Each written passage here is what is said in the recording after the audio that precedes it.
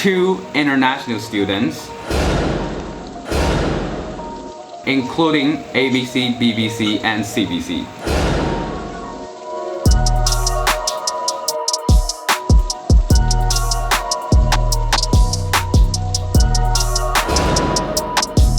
Hey guys, what's up? I'm Jasmine, and I am an American-born Chinese, and I grew up here, but like I studied in Beijing, China for a while. That's basically it, kinda.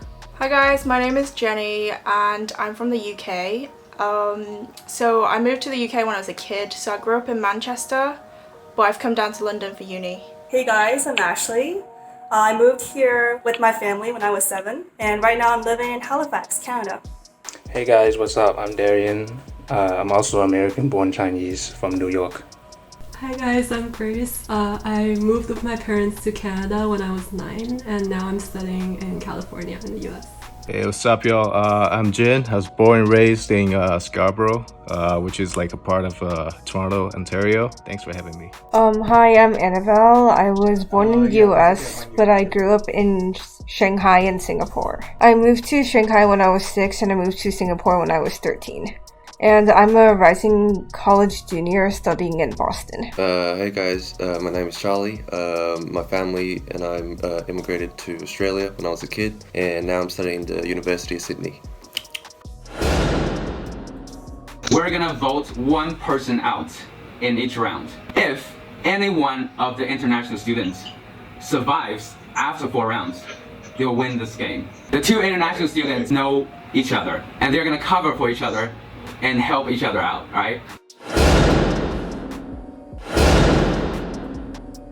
So my favorite celebrity, it's not kind of a celebrity because I don't really like follow the celebrities a lot, and but one of my hobbies is I love musical theater, so I am really in love with Broadway. And one of the kind of famous celebrities that they have is Lin-Manuel Miranda. And a lot of people may not know him, but he's the creator of Hamilton, and he's the lyricist and song creator for Moana, like a lot of the songs. So I think he's a really creative person, so I think I'm gonna pick him for this. Yeah.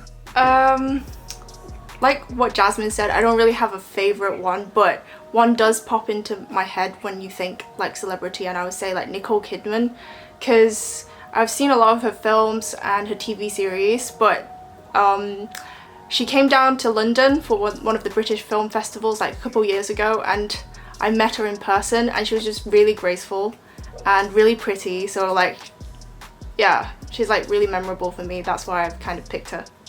If I have to pick one, I would say Lady Gaga. I think she's really versatile, and like she pulls off so many styles. I love how her style evolved over the years, and I just also love how she's such an inspiration, and she's also an LGBT advocate. Yeah. If I had to pick one, I'd probably say LeBron James. When I was younger, I didn't really play many sports. I kind of sucked at it, but when I got into high school, I was like, you know, I'm just gonna start watching basketball, you know. So I just started watching, and that was the year that LeBron James joined the Heat, right? Yeah, so like that's pretty much it. I really like history, and so I guess it kind of counts. Like my favorite author is Dr. Jonathan Spence, who is an emeritus professor at Yale, and he's the one who got me into Chinese history. I love how he writes all his books. Like all his books read like fiction, so it's like really accessible to the public. Well, for me, it's probably Mike Tyson. First of all, he's definitely one of the most powerful heavyweight champion of all time. Definitely dominates in the ring, and he dominates outside of the ring with his shit talking. I love that. My current favorite celebrity is Hwasa from Mamamoo. She's a K-pop artist. I really like her charisma and how she challenges beauty standards in like the K-pop industry, and her music is like pretty unique, and she tries to like do different styles from time to time, which is like pretty rare for K-pop artists. I love pop culture, and I say my guy is 50 Cent. So he's not been relevant for a long while, but Music-wise, I think he's top 5 for me in hip-hop. And also, in terms of personality-wise, he's the most ratchet person out there. So I think that's why I love him.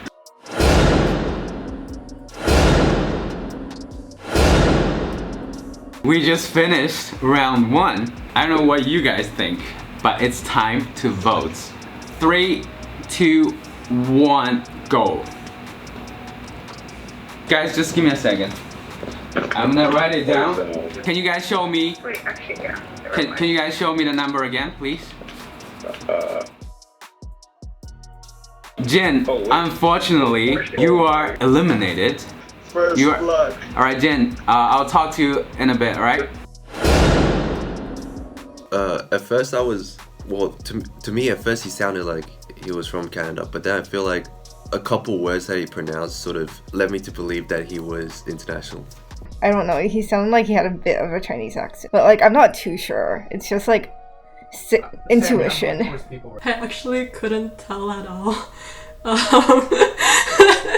I think like he just said he was from Scarborough, and I just remembered that more.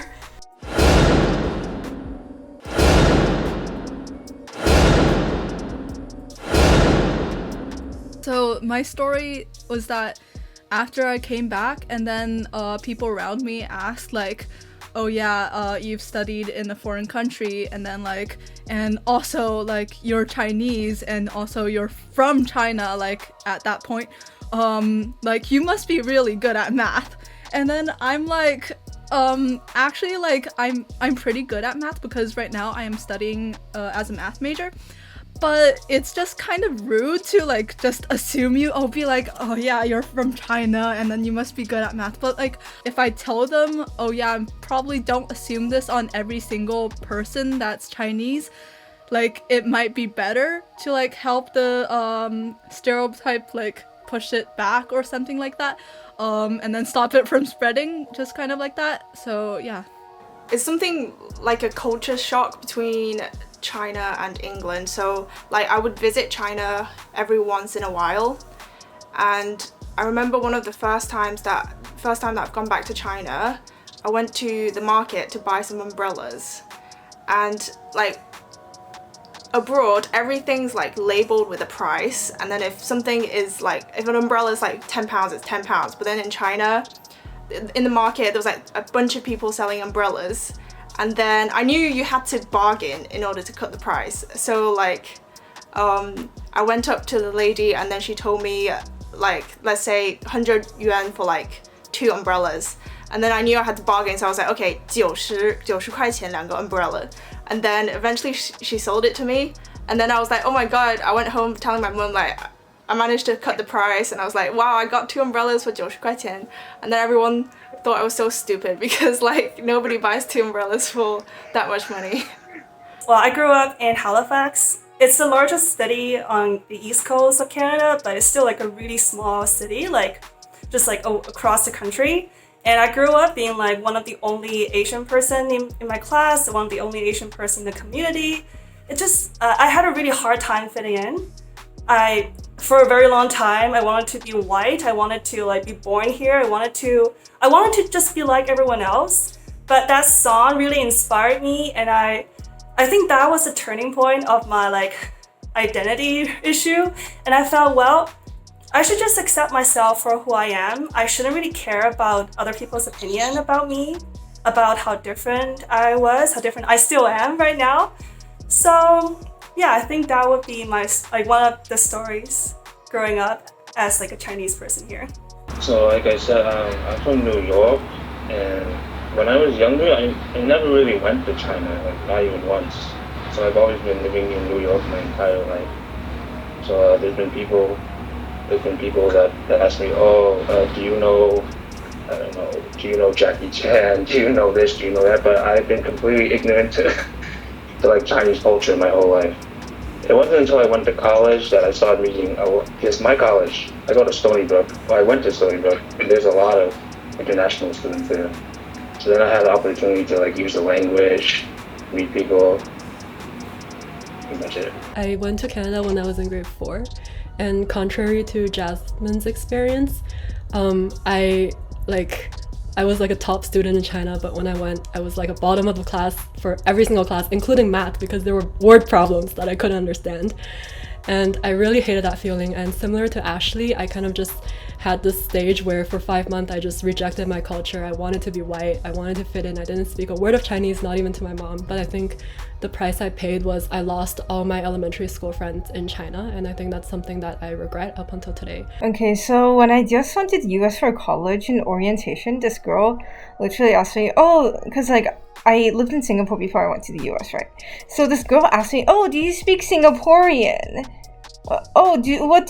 Is Singapore part of China? And I'm like, what?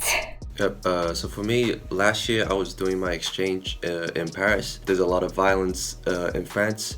In Paris, in the metros, there's a lot of robberies and stuff. A lot of friends that I know, white or Asian, they get robbed. But when I am with an Asian crowd, I feel I have to keep a more cautious feel, because I feel like they target Asians more, and that's just the sad truth. But when I'm with other European kids, I think it's less of a it just feels like it's less dangerous, even though they've been robbed as well. So I think that's just what it is. And also people do scream like "ni hao" in the streets, so I'm like, all right, cool.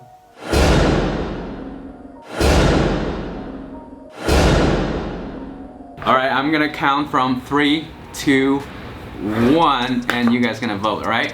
3, 2, 1, vote. All right. Unfortunately, Darian, you are eliminated.